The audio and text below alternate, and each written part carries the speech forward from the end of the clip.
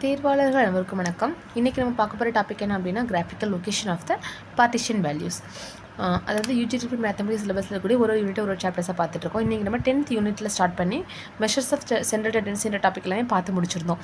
அதோட கண்டினியூஸாக நம்ம என்ன பண்ணுறோம், graphical location of the partition values பார்த்துடலாம். ஓகேவா? இதில் நமக்கு என்னென்ன பார்ட்டிஷன் வேல்யூஸ் கொடுக்க போகிறாங்க, அது நம்ம எப்படி கிராஃபிக்கல் லொக்கேஷனில் நம்ம எப்படி இதற்கான ஃபார்முலாஸ் க்ரியேட் பண்ணுறதுன்றது எல்லாமே நான் உங்களுக்கு கிளியராக சொல்லியிருக்கேன் வித் எக்ஸாம்பிள் ப்ராப்ளம்ஸோட. ஓகேவா? ஒரே ப்ராப்ளம் கொடுத்து அந்த ப்ராப்ளம்ஸில் குவார்ட்டர்ஸ் கேட் அப்படி கண்டுபிடிக்கிறது, டிசைல்ஸ் கேட் அப்படி கண்டுபிடிக்கிறது, பர்சன்டேஜ் கேட் அப்படி கண்டுபிடிக்கிறது எல்லாமே நான் உங்களுக்கு கிளியராக எக்ஸ்பிளைன் பண்ணியிருக்கேன். ஸோ வீடியோ ஸ்கிப் பண்ணாமல் கடைசி வரைக்கும் ஃபுல்லாக பாருங்கள். அப்போ தான் உங்களுக்கு கிளியர் ஐடியா கிடைக்கும். வீடியோக்குள்ளே போகிறதுக்கு முக்கியமான விஷயம், நம்மளோட டெஸ்ட் பேட்ச் தாங்க. முடிஞ்சளவுக்கு சீக்கிரமாகவே டெஸ்ட் பேட்சில் ஜாயின் பண்ணிக்கோங்க. இன்னும் டிலே பண்ணாதீங்க. இன்னும் ஆல்ரெடி நிறைய டெஸ்ட் போயிடுச்சு. இதுக்கப்புறம் நீங்கள் வந்தீங்க அப்படின்னா இது வரைக்கும் நடந்த டெஸ்ட்டுக்கான கொஷின் அண்ட் ஆன்சர் ஷீட் நான் சென்ட் பண்ணிடுவேன். அதை ப்ராக்டிஸ் பண்ணணும். அதுக்கடுத்து நம்ம அனுப்பக்கூடிய new question paper and answer ஷீட்டை நீங்கள் ஃபஸ்ட்லேருந்து மறுபடியும் அதை ப்ராக்டிஸ் பண்ணணும். அடுத்து எல்லாத்தையும் ஒன்ஸ் ரிவைஸ் பண்ணணும். இது எல்லாமே நமக்கு இன்னும் டைம் ஆகணும் இல்லையா? ஸோ முடிஞ்சளவுக்கு சீக்கிரமாக ஜாயின் பண்ணி உங்கள் ப்ராக்டிஸை ஸ்டார்ட் பண்ணிக்கோங்க. டிலே பண்ணாதீங்க. வாங்க வீடியோக்குள்ளே போகலாம். இந்த பார்ட்டிஷன் வேல்யூஸ் என்னென்ன நான் யூஸ் பண்ண போகிறேன் அப்படின்னா குவார்டைல்ஸ், டிசைல்ஸ் அண்ட் பர்சன்டைல்ஸ். குவார்டைல்ஸ் அப்படின்போது நமக்கு 4 பார்ட்டாக இருக்கும். டிசைல்ஸ் அப்படின்றது எனக்கு 10 பார்ட்ஸாக இருக்கும். பர்சன்டைல்ஸ் அப்படின்றதுக்கு 100 பார்ட்ஸாக இருக்கும். ஓகேவா? conveniently located with the help of the curve called cumulative frequency curve. இதை எல்லாமே நம்ம cumulative frequency கண்டுபிடிச்சி அதோட curve அதை வச்சு தான் அதை பேஸ் பண்ணி தான் நம்ம என்ன செய்கிறோம்னா இது எல்லாமே நம்ம கண்டுபிடிப்போம். ஓகேவா? இது நமக்கு தியரி கொஷின்ஸில் கேட்பாங்க. நம்மளோட பார்ட்டிஷன் வேல்யூஸை நம்ம கண்டுபிடிக்கணும் அப்படின்னா எதோட ஹெல்ப் வேணும், ஹெல்ப் ஆஃப் அ கர்வ் ஒன்று எனக்கு வேணும். அந்த கர்வோட நேம் என்னன்னு கேட்பாங்க. அந்த கர்வோட நேம் எனக்கு cumulative frequency curve. ஓகேவா? இப்போ இந்த பார்ட்ஸ்லாம் எப்படி மேம் சொல்கிறீங்க அப்படின்னா ஃபஸ்ட்டு மீடியன் சூஸ் பண்ணிக்கிறேன். மீடியன் நமக்கு தெரிஞ்ச ஒரு வேல்யூ தான் இல்லையா? நமக்கு ஒரு சீக்வன்ஸ் கொடுக்குறாங்க அப்படின்னா நடுவில் ஒரு பாயிண்ட் இருக்கும். அதான் எனக்கு மீடியன். மீடியன்றது எனக்கு ஒரே ஒரு பாயிண்ட் தான். இதுக்கு இந்த சைடு ஒரு பார்ட் இருக்கும், இந்த சைடு ஒரு பார்ட் இருக்கும். அப்போ 2 பார்ட் இருக்குது, ஒரே ஒரு பாயிண்ட் இருக்குது. கரெக்டாக? அப்போ n/2 2 பார்ட் இருக்கனால அந்த என்ன பண்ணுறேன், 2ஆக டிவைட் பண்ணிக்கிறேன். இங்கே எனக்கு குவார்டைல்ஸ்ன்றது எனக்கு 4 பார்ட்டாக இருக்கும்னு சொல்லியிருக்கேன். அப்போ 1 2 3 4 4 பார்ட்டாக வேணும் அப்படின்னா கண்டிப்பாக எனக்கு இடையில ஒரு 3 பாயிண்ட் வச்சா தான் எனக்கு 4 பார்ட் க்ரியேட் ஆகும் இல்லையா? ஸோ 3 பாயிண்ட்ஸ் இருக்கும், 4 பார்ட்ஸ் இருக்கும். 4 பார்ட்ஸ் இருக்கனால நான் என்ன 4ஆல் டிவைட் பண்ணிக்கிறேன். அதே மாதிரி டிசைல்ஸ் அப்படின்றது எனக்கு 10 பார்ட்டாக வேணும்.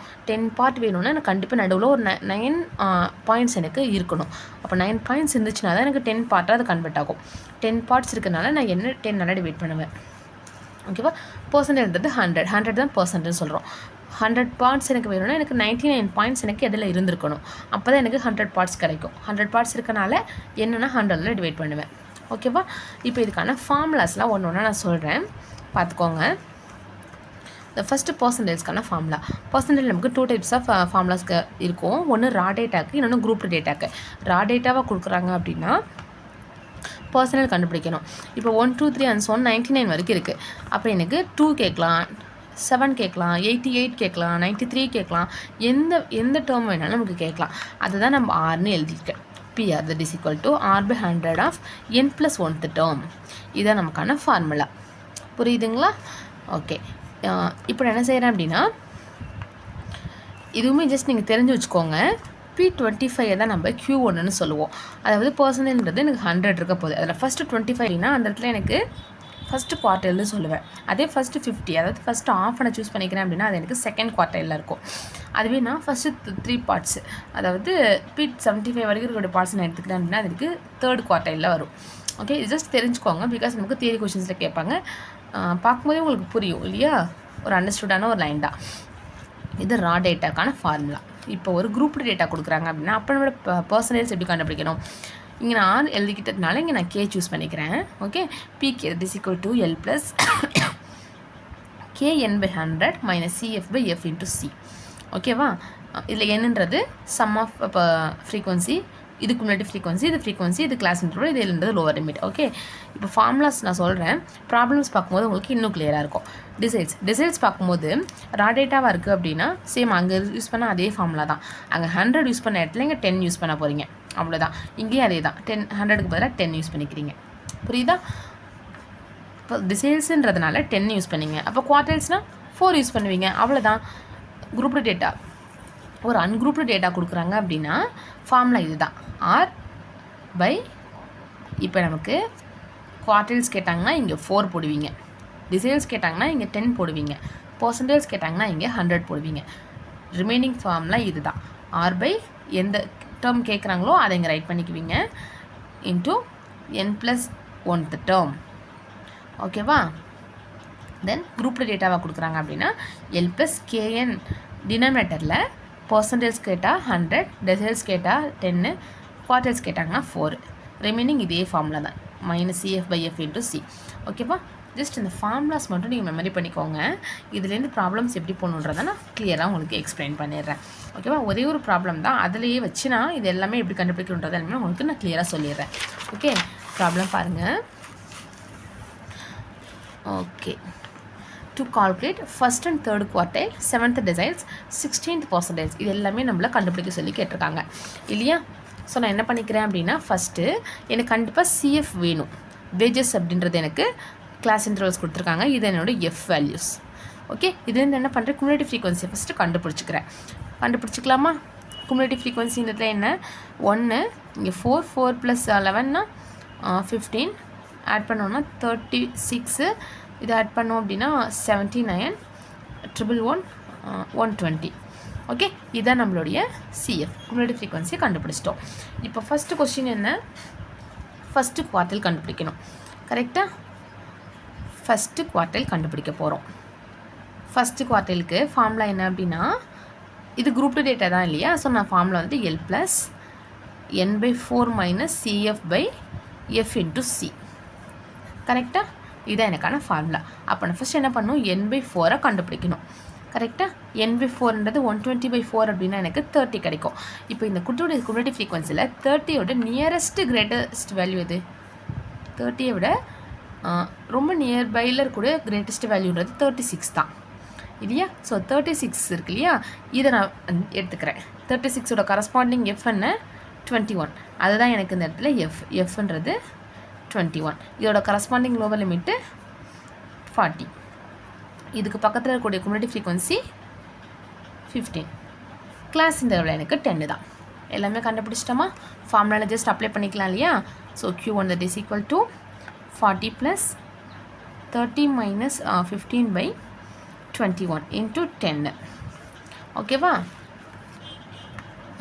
ஜஸ்ட் இதை மைனஸ் பண்ணிவிட்டு இதை டிவைட் பண்ணி மல்டிப்ளை பண்ணிங்க அப்படின்னா ஜஸ்ட் நான் கால்குலேட்டரில் போட்டிருக்கேன் ஆல்ரெடி. நீங்களும் ஒன்ஸ் செக் பண்ணிக்கோங்க. 7.142 கிடைக்கும். இதை நீங்கள் ஆட் பண்ணிங்க அப்படின்னா 47.142. இது என்னுடைய ஃபஸ்ட்டு குவார்ட்டலுக்கான ஆன்சர். நெக்ஸ்ட் என்ன கேட்டிருக்காங்க, இது தேர்டு குவார்ட்டல் கேட்டிருக்காங்க. கரெக்டாக? தேர்டு குவார்ட்டல் கண்டுபிடிக்கணுன்னா நமக்கு என்ன formula, L + 3n/4 - CF/F × C. அப்போ எனக்கு 3n/4 நான் ஃபஸ்ட்டு கண்டுபிடிச்சிக்கணும் இல்லையா? ஸோ நான் ஃபஸ்ட் என்ன பண்ணுறேன், 3n/4 கண்டுபிடிக்கிறேன். 3n/4 கண்டுபிடிச்சோம் அப்படின்னா 3 × 13 வரும். ஸோ 90. ஓகே, 90. இப்போ 90யோடைய பக்கத்தில் இருக்கக்கூடிய கிரேட்டஸ்ட் வேல்யூ எது? இங்கே 111. இது தான். ஸோ நான் இதை சூஸ் பண்ணிக்கிறேன். இதோட கரஸ்பாண்டிங் ஃப்ரீக்வன்சி என்ன, கரஸ்பாண்டிங் ஃப்ரீக்வன்சி 32. அது என்னோட எஃப். இதோட கரஸ்பாண்டிங் லோவர் லிமிட்டு 60. இதுக்கு நியரஸ்ட்டில் இருக்கக்கூடிய cumulative frequency 79. Class interval obviously 10 தான். ஓகே, இப்போ நான் எல்லாமே ரைட் பண்ணிட்டேன். ஜஸ்ட் இதை நான் என்னோடய ஃபார்முலாவில் அப்ளை பண்ணேன் அப்படின்னா எனக்கான ஆன்சர் கிடச்சிரும். கரெக்டாக? எல்லோட வேல்யூ 60, 3n/4 அப்படின்னா 90 - 79/32 × 10. ஓகேவா? 60 + இதை நான் மைனஸ் பண்ணி டிவைட் பண்ணி இதோட 10ஓட மல்டிப்ளை பண்ணேன் அப்படின்னா எனக்கு கிடைக்கக்கூடிய ஆன்சர் 3.4375.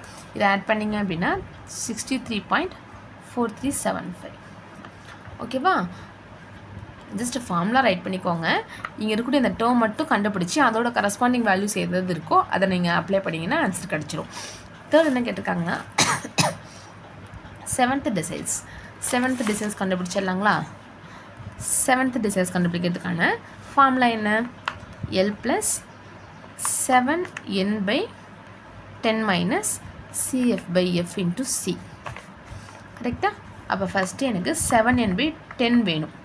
7n/10 அப்படின்னா n/10 ஃபஸ்ட்டு கண்டுபிடிக்கிறேன். n நமக்கு 120 கிடச்சிருந்துச்சு. 120/10 அப்படின்னா 12 கிடைக்கும். 12 × 7 84 கிடைக்கும்.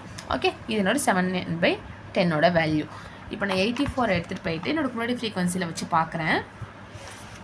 இங்கே 84க்கு பக்கத்தில் இருக்கக்கூடிய கிரேட்டஸ்ட் வேல்யூன்றது எனக்கு 111 தான் இல்லையா? ஸோ இதை தான் நான் சூஸ் பண்ணிக்க போகிறேன். அப்போ 111 சூஸ் பண்ணிக்கிறேன் அப்படின்னா corresponding frequency 32, corresponding lower limit 60, இதோட nearest cumulative frequency 79, class interval 10 write பண்ணிக்கலாமா? Frequency 32, lower limit 60, cumulative frequency 79, class interval 10. Just in the formula apply பண்ணிக்கோங்க. Okay, 60 plus 84 minus 79/32 into 10. ஓகேவா? இதை நீங்கள் மைனஸ் பண்ணி டிவைட் பண்ணி 10ஓட மல்டிப்ளை பண்ணிங்க அப்படின்னா 1.5625 கிடைக்கும். இதை நீங்கள் ஆட் பண்ணும்போது 61.5625 கிடைக்கும். ஓகேவா? இது நம்மளுடைய 7th டெசிமல்ஸோட வேல்யூ. நெக்ஸ்ட் என்ன கேட்டிருந்தாங்க அப்படின்னா 16th பர்சன்டைல் கேட்டிருக்காங்க, P16 கேட்டிருக்காங்க. P16க்கு ஃபார்முலா தெரியும் இல்லையா? L + 16n/%, அதனால் 100 - CF/F × C. ஓகே, ஃபஸ்ட் என்ன பண்ணுறேன், 16n/100 கண்டுபிடிக்கணும். n/100 ஃபஸ்ட்டு கண்டுபிடிக்கிறேன். 120/100 அப்படின்னா எனக்கு 1.2 கிடைக்கும். 1.2 × 16 அப்படின்னா 19.2 கிடைக்கும் இல்லையா? ஓகே, 19.2ன்றது கிடச்சிருக்கு. ஸோ 19.2 எடுத்துகிட்டு போயிட்டு நான் என்ன பண்ணுறேன், குமுலேட்டிவ் ஃப்ரீக்வன்சியில் செக் அவுட் பண்ணுறேன். 19.2 பக்கத்தில் இருக்கக்கூடிய ஹையஸ்ட் வேல்யூ எது? 36, இதான் இல்லையா? ஓகே, ஸோ நான் இதை சூஸ் பண்ணிக்கிறேன். இதோட கரஸ்பாண்டிங் ஃப்ரீக்வன்சி பாருங்கள் 21, corresponding lower limit 40, nearest cumulative frequency 15, class interval 10. So அதை நம்ம எடுத்து ரைட் பண்ணிக்கலாம் இல்லையா? ஃப்ரீக்வன்சி பார்த்திங்க அப்படின்னா 21, லோவர் லிமிட் பார்த்திங்கன்னா 40, குமுலேட்டிவ் ஃப்ரீக்வன்சி பார்த்திங்கன்னா 15, கிளாஸ் இன்டர்வல் 10. இது எல்லாத்தையுமே நான் என்ன பண்ணுறேன், ஜஸ்ட் இந்த ஃபார்முலாவில் அப்ளை பண்ணிக்கிறேன். 40 + 19.2 - 15/21 × 10. இதை நீங்கள் ஜஸ்ட் மைனஸ் பண்ணி டிவைட் பண்ணி 10ஓட மல்டிப்ளை பண்ணிங்க அப்படின்னா 2 கிடைக்கும். ஸோ ஆட் பண்ணும்போது 42 இஸ் த 16th பர்சன்டைலுக்கான வேல்யூ. புரியுதுங்களா? நீங்கள் இந்த ஒரே ஒரு ஃபார்முலா நான் ரைட் பண்ணியிருக்கேன், பாக்ஸ் பண்ணியிருக்கேன் இல்லையா? இதை மட்டும் தெரிஞ்சுக்கோங்க. ஓகே, எந்த வேல்யூஸ் கேட்டிருந்தாங்க, எந்த டேர்ம்ஸ் கேட்டிருந்தாங்கனாலுமே நீங்கள் ஈஸியாக கண்டுபிடிச்சிருவீங்க. இந்த ஃபார்முலா மட்டும் தெரிஞ்சுக்கோங்க. இது இந்த என் டேர்ம் இருக்கு இல்லையா, என் இருக்கு இல்லையா, KN/, டேர்ம் இருக்குல்ல, இது மட்டும் ஃபஸ்ட்டு கண்டுபிடிச்சிருங்க. இதை கண்டுபிடிச்சதுக்கப்புறமா இதை எடுத்துகிட்டு போய் குமுலேட்டிவ் ஃப்ரீக்வன்சியில் இதோட நியரஸ்ட்டில் இருக்கக்கூடிய கிரேட்டஸ்ட் வேல்யூ எதுவோ அதை கண்டுபிடிச்சிட்டு அதோட கரஸ்பாண்டிங் ஃப்ரீக்வன்சி என்ன, கரஸ்பாண்டிங் லோவர் லிமிட் என்ன, நியர்பை குமுலேட்டிவ் ஃப்ரீக்வன்சி என்ன, கிளாஸ் இன்டர்வல் என்ன, இது மட்டும் தெரிஞ்சிச்சுன்னா போதும். எது கேட்டிருந்தாலும் நீங்கள் ஈஸியாக அட்டன் பண்ணிடுவீங்க. ஓகேவா? இந்த வீடியோவில் உங்களுக்கு எதாவது டவுட்ஸ் இருக்குது அப்படின்னா கமெண்ட் செக்ஷனில் சொல்லுங்கள். நான் நெக்ஸ்ட் வீடியோவில் அதை கிளியர் பண்ணிடுறேன். நம்மளோட அடுத்த டாபிக் பற்றி நம்ம நெக்ஸ்ட் வீடியோஸில் பார்க்கலாம். ஓகேவா? ஓகே ஃப்ரெண்ட்ஸ், இப்போ நீங்கள் பார்த்தீங்க அப்படின்னா ஒரே ப்ராப்ளம்ஸ் வச்சு நான் உங்களுக்கு 4 டைப்ஸ் சொல்லியிருக்கேன். இது வந்து தியரி டைப் கொஷின்ஸ் கேட்குறதுக்கும் நிறைய சான்சஸ் இருக்குது. அப்போ தியரி டைப் கொஷின்ஸ்னால் நமக்கு இப்போ நம்ம ப்ராப்ளம்னு சொல்லும்போது வச்சு அந்த ஃபார்முலா தெரிஞ்சுக்கிட்டிங்கன்னா போதும்னு சொல்லிட்டேன். பட் இந்த ஃபார்முலா தெரிஞ்சுன்னா மட்டும் பார்த்தாது, ப்ராக்டிஸ் வேணும். இதை நீங்கள் யூஸ் பண்ணி நிறைய ப்ராப்ளம்ஸ் நீங்கள் ஒர்க் அவுட் பண்ணி பார்த்தீங்க அப்படின்னா தான் எக்ஸாம் டைமில் உங்களுக்கு அது ரொம்ப ஈஸியாக இருக்கும். ஸோ சீக்கிரமாக டெஸ்ட் பேஸில் ஜாயின் பண்ணிக்கோங்க. உங்களுக்கு நான் தியரி கொஷின்ஸும் வித் ப்ராப்ளம்ஸ் எல்லாமே உங்களுக்கு நான் கொடுப்பேன். நீங்கள் அதனால் உங்களுக்கு ப்ராக்டிஸ் அதிகமாக செஞ்சு எக்ஸாம்ஸில் நல்ல மார்க்ஸ் ஸ்கோர் பண்ணுறதுக்கு சான்ஸ் இருக்குது. ஸோ முடிஞ்சளவுக்கு சீக்கிரமாக ஜாயின் பண்ணி உங்கள் ப்ராக்டிஸை ஸ்டார்ட் பண்ணிக்கோங்க. டிலே பண்ணாதீங்க ஃப்ரெண்ட்ஸ். நம்ம நெக்ஸ்ட் வீடியோவில் பார்க்கலாம். தேங்க்யூ.